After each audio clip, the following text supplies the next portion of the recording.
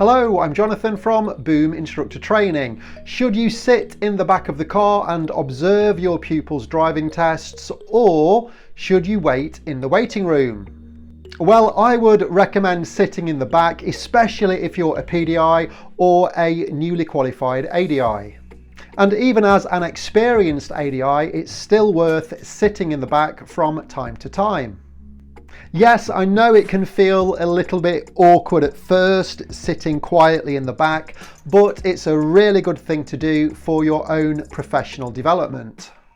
Just a quick mention, if you are preparing for your Part 3 test, then check out my Part 3 video tutorials. They will provide you with clear guidance and lots of in-car demonstrations showing you all of the skills that you need to pass your Part 3 test. Lots of PDIs all around the UK have passed their Part 3 tests with the help of these excellent video tutorials. They are really good. You'll find the link to my website in the description and top comment. Let's break down why it's such a good idea to observe your pupils' driving tests. Well, firstly, it will help your pupils get the most from their driving tests. So as part of the DVSA's Ready to Pass campaign, they encourage learners to ask their instructors to sit in. And why is this? Well, because at the end of a driving test, the learner driver is either a bit gutted or is buzzing with excitement. And either way, they often don't fully take in the feedback. The examiner only has a couple of minutes to explain the main driving fault, so they can't go into too much detail. The test result email will show what faults were recorded, but they won't say where they happened or why, and that's where you come in. By sitting in, you can take some notes, you will notice any driving faults, and this will help you to shape future lessons if they don't pass. Or you can give helpful pointers if they do pass. It gives your pupil way more value from the experience, and that's a win-win. Now also, it's a golden learning opportunity for you. As a PDI, observing driving tests is a brilliant way for you to understand what happens during a driving test. You'll see the pace, the type of faults that occur, how examiners speak and interact, and you'll get to know the test routes. And because you're just sitting in the back chilling, you'll get to watch all of this unfold through a different lens.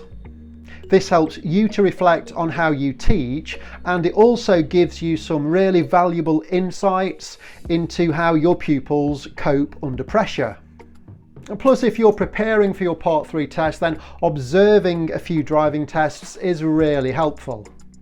You'll start to think more like an ADI, spotting faults, planning improvements, and you'll also get to know exactly what the examiners are looking for.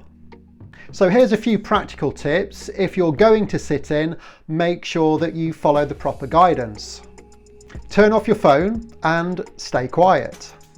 Sit behind the learner and, of course, put on the seatbelt. You can take a few notes if you want to, but do so discreetly. And here's something that you might not know. If your pupil needs a hand with the bonnet, lifting the bonnet up for the tell me questions, then you can give them a hand doing this, but you cannot interfere beyond that point. And at the end of the test, make sure that you really listen to the examiner's feedback.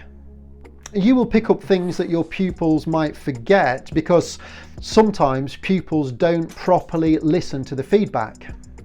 So sitting in on driving tests will help your pupils, it will help you, and it shows DVSA that you are a professional who's invested and engaged in doing this job well. So next time one of your learners has an upcoming driving test, have a chat with them about sitting in. Most of them will be happy for you to be there, and they will be glad of the support. Thank you for watching. Please like and subscribe, and also add a comment and share your thoughts. And as always, do remember, when you're teaching pupils, keep it simple and enjoy it.